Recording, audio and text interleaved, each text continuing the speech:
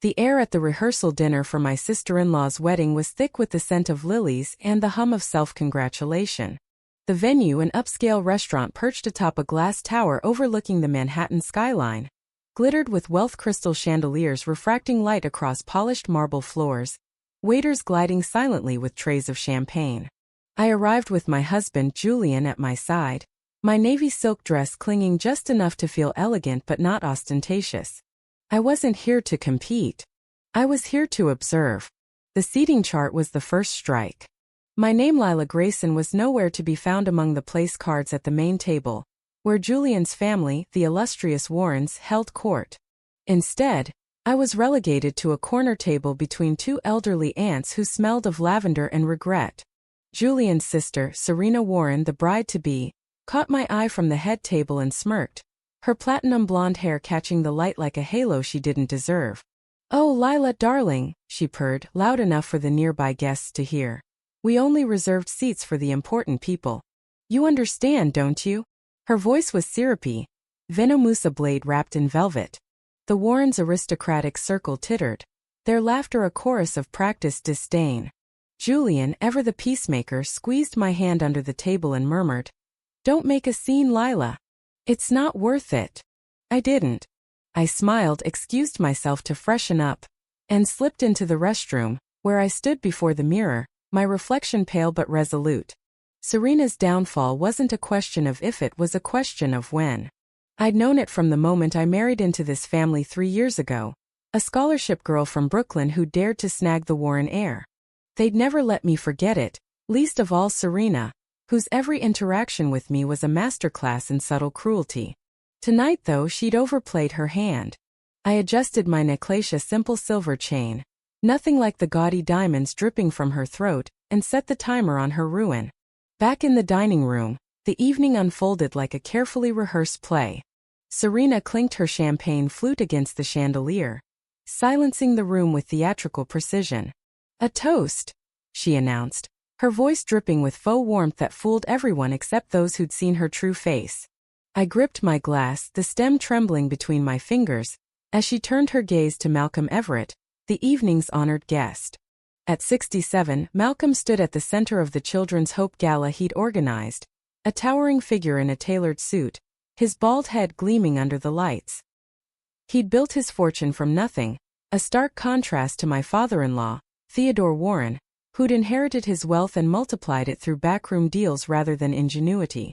"To Malcolm," Serena continued, her crimson lips curling into a smile I recognized as a prelude to destruction, "for bringing us together tonight. I must say the lighting is so flattering it almost hides that shiny scalp of yours."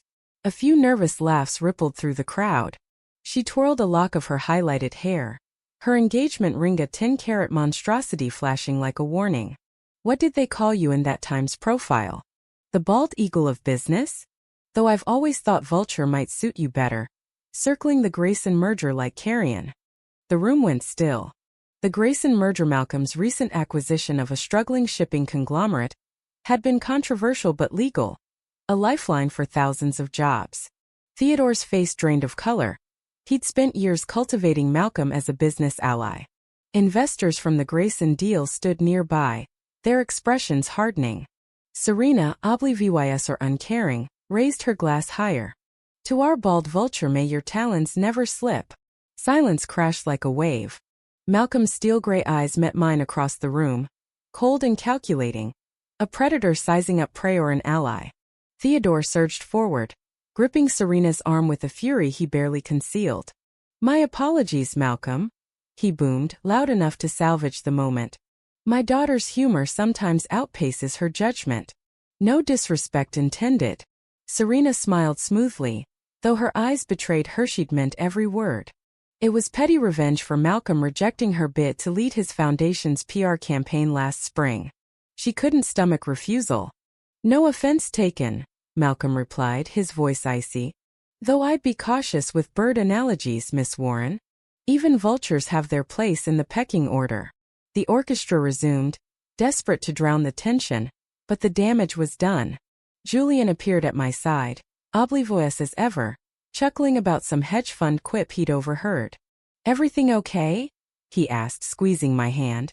Fine, I lied, watching Theodore force Serena to approach Malcolm. Her apology was a symphony of insincerity.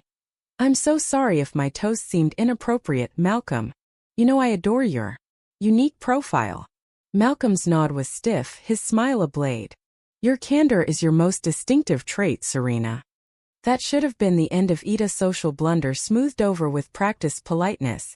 But I'd spent years studying this world of sharks in silk, and I saw the fault lines crack open. He'll never forgive her, a voice murmured beside me. I turned to find Elise Everett, Malcolm's daughter and my unlikely confidant, steering me toward the terrace. Her silver dress shimmered, her prematurely gray Hira trait inherited from Malcolm, framing a face both sharp and warm. Unlike the other trust fund heirs, Elise had clawed her way up in her father's company, starting in the mailroom despite her name. Your father's gracious, I said diplomatically. Elise snorted, pulling me outside where the summer night wrapped us in quiet. The city skyline glittered below, Everett Tower piercing the horizon. In public, sure. But did you see his eyes? She lowered her voice. Dad's been looking for a way out of your in-laws' business for months. The merger with the Donovans, Theodore's golden ticket's a house of cards. The only reason Dad hasn't bailed is nostalgia for their old partnership. I filed the information away, a loaded gun I didn't yet know how to fire. For 3 years I'd endured Serena's barbs, her reminders that I'd never belong, the scholarship girl who'd infiltrated their gilded ranks. Don't repeat that, Elise added quickly. Dad would kill me. I won't, I promised, my mind already racing. The terrace door swung open and Theodore emerged, his arms slung around Malcolm's rigid shoulders, his joviality forced. The future's bright, isn't it, Malcolm? Once we seal the Donovan merger next month, we'll own the eastern seaboard. Malcolm's smile was tight, empty, his eyes still smoldering with that quiet fury I'd glimpsed earlier. The gala ended with fireworks bursting over the Hudson, their brilliance masking the rot beneath. As the crowd turned skyward, I made my choice. 3 years of slights, of being the outsider, of watching Serena wield her privy leg like a cudgel crystallized into resolve. She'd pay not tomorrow, but when the moment was ripe. I'd bide my time with Malcolm's gaze, Elise's intel, and the Warren family's crumbling empire as my weapons. 2 months later, cream-colored and VY Tatians arrived, announcing Serena Eleanor Warren's engagement to Ethan Donovan III. The paper was so thick it felt like armor, the calligraphy an ostentatious flourish. Julian brought it home, his excitement tinged with unease. Mother says it'll be the event of the year, he said, watching me trace the letters. The press alone will boost Warren stock by 5%. How romantic, I replied, my sarcasm sailing over his head. It's not just romance, he countered, kissing my cheek absently. The Donovans control shipping lanes we need, and we've got the distribution they've coveted for decades. It's perfect. Perfect for everyone but the couple, I thought. I'd met Ethan twice, once at a charity auction where he'd ignored the room for his phone, and again at a holiday party where he'd drunkenly mistaken me for a waitress. Serena had once called him that insufferable Donovan bore, before abruptly declaring him her soulmate. Love had nothing to do with it. This was a corporate merger with the vows attached.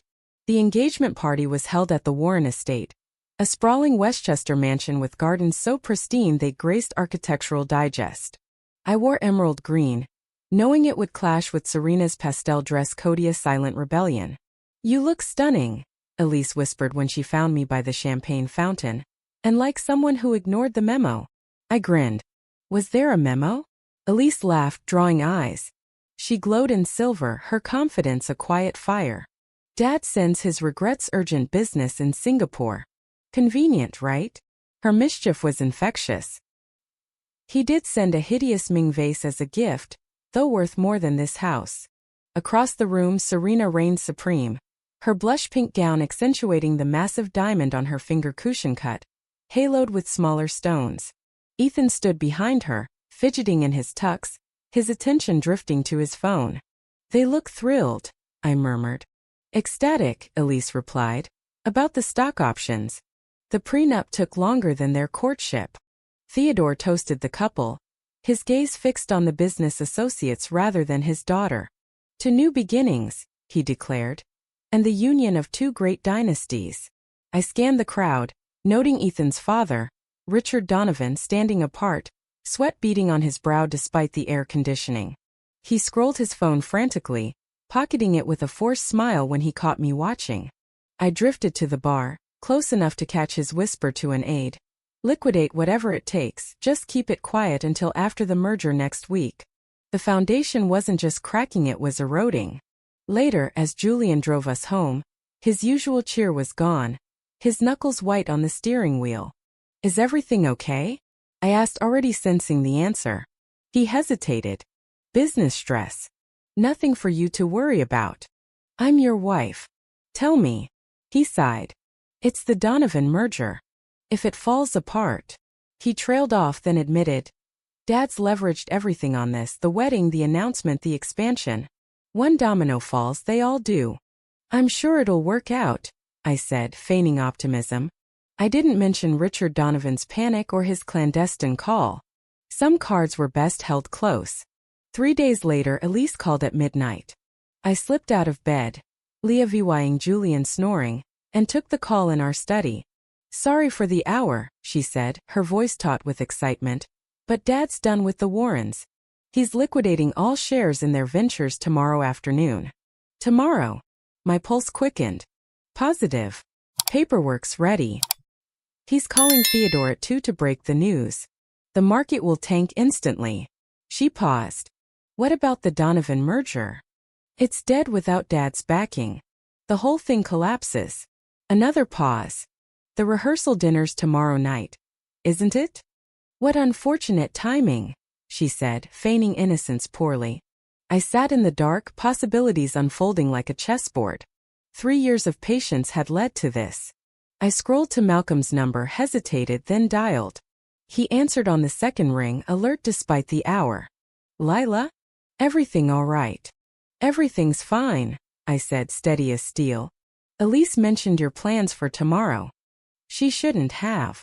But she did. And it got me thinking about timing. Timing. What if you moved it up to tonight? During the rehearsal dinner. Silence stretched, electric with comprehension. You've always seen more than they realize, haven't you? His chuckle was dark. Why now after all this time? I thought of Serena's smirk, her relentless disdain. Justice delayed is justice denied, isn't it? Another pause. I'll need to make calls. Of course, I said, hanging up. The hum of anticipation buzzed through me. Tomorrow Serena's world would shatter, and I'd have a front row seat. I arrived at the rehearsal dinner in a midnight blue gown. Understated but lethal, my makeup subtle, nothing to draw attention. Tonight I was the shadow, the catalyst. The restaurant glowed with exclusive VY Thai, rented out for the Warrens, Donovans, and their elite circle. Serena had placed me between 2 doddering aunts at the farthest table. I'll fix it, Julian offered. It's fine, I said, smiling. My vantage point was perfect. At 7:45 I checked my watch. Malcolm had texted, it's done. Shares liquidated.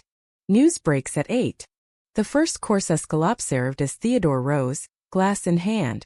Distinguished guests, he began, his voice resonating with boardroom polish. We gather on the eve of a momentous union, not just of 2 people, but of 2 legacies. I sipped my wine, savoring the countdown. At 7:58 his phone buzzed. He frowned, silenced it, and continued. Tomorrow when Serena and Ethan, the buzzing erupted again, then spread, phones chiming across the room. Richard Donovan checked his first, his face blanching. Theodore, he croaked. The stock. Theodore's phone rang, his emergency line. With a strained smile he stepped out. Through the glass partition, we watched his composure fracture disbelief, then rage. He stormed back, shouting into his phone. What do you mean he's withdrawn? That's impossible, the paperwork's next week. Serena clutched her necklace, fear cracking her facade. Father. Theodore ignored her, screaming. Call Lambert back. He can't do this. The name Lambert ignited the room. Warren Industries down 43 Fantram after hours. Someone read aloud. Everett Enterprises severs ties. Another added. Donovan Global pulls from merger talks. Richard Donovan swayed. then collapsed into his dessert, chocolate smearing his face. Chaos erupted, waiters rushing, associates huddling, the orchestra faltering into a dirge. Serena stood frozen, whispering, "The wedding." Ethan turned away, barking orders into his phone, abandoning her without a glance. She lunged at Julian, nails digging into his arm. "Do something. Fix it." Julian, helpless, murmured, "If Lambert's out, there's nothing." Our eyes met across the pandemonium, hers wild, mine calm. Suspicion flickered, then drowned in panic as Richard revived, shouting at his broker. By midnight, the restaurant emptied, the Donovans gone, associates fleeing the wreckage. At the Warren estate, floral arrangements for the cancelled wedding mocked us. Serena vanished upstairs. Theodore locked himself in his study with scotch. Dawn brought the inequality table. The wedding was off. I found Serena in her room, surrounded by unopened gifts, her gown a ghostly specter on the door. No makeup, hair tangled, eyes red not from love lost but power. "Happy now," she rasped. I leaned against the frame. "Why would I be?" Her laugh was hollow. "Don't lie. You loved it." I didn't deny it. Some truths spoke for themselves. Downstairs, Julian looked exhausted. "Dad's been begging Lambert all night. No dice." He slumped. Stocks áp 62%. "We're ruined, Lila." I touched his arm. "Not ruined. Changed. You don't get everything's tied to the company.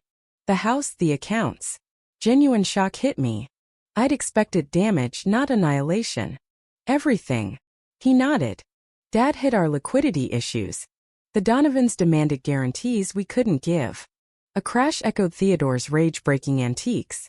"Tomorrow," Julian said, "we sell assets, face the board, the SEC." SEC. Someone filed insider trading claims. I hid my surprise. Elise touch, no doubt. Julian studied me. "You knew this would happen." "Not a question." "Not the scale," I admitted. "But you were ready." After a beat, he said, "Remind me never to underestimate you," and walked away, respect flickering in his eyes. The next week was a slow-motion implosion: lawsuits, Nathaniel's resignation, the jet seized mid-flight. Serena's social circle vanished, her accounts silent. At the lawyer's office, she fought for her jewelry bought with company funds, now liquidated. "My pearls were a gift," she shrieked. "A tax write-off," the attorney corrected. She stormed out, defeated. Elise met me for lunch, toasting the architect of elegant revenge, with a velvet pouch. Serena's South Sea pearls, seized and gifted by Malcolm. "A trophy," she said. My laugh was hollow. Revenge didn't heal, it balanced. That night, I donated Serena's remaining jewelry bracelets, earrings to the Children's Hope charity, closing the circle. We moved to a Brooklyn brownstone, sunlight warming scuffed floors. Julian taught business ethics, thriving without his father's shadow. Theodore VY cited, humbled in khakis, apologizing. "I misjudged you, Lila. You saw us clearly." I asked about Serena, exiled to a Swiss finishing school, teaching etiquette. "I indulged her too much," he admitted. I agreed, offering no comfort. One night, Julian revealed Malcolm had warned Theodore years ago about Serena's treatment of me, a seed planted long before my call. "You didn't just strike," he said, awe in his voice. "You'd been waiting." I didn't deny it. Our marriage deepened, raw and real. A Swiss postcard arrived months later, Serena's gala toast. No note. Acknowledgement, perhaps. I framed it at Horizon Partners, our new firm, with Malcolm's Bekinga reminder of ripples returning. Zoe's wedding, simple and low-vying, marked a new era. As Victor and I danced, the past faded, the future ours illuminated, unburdened, earned.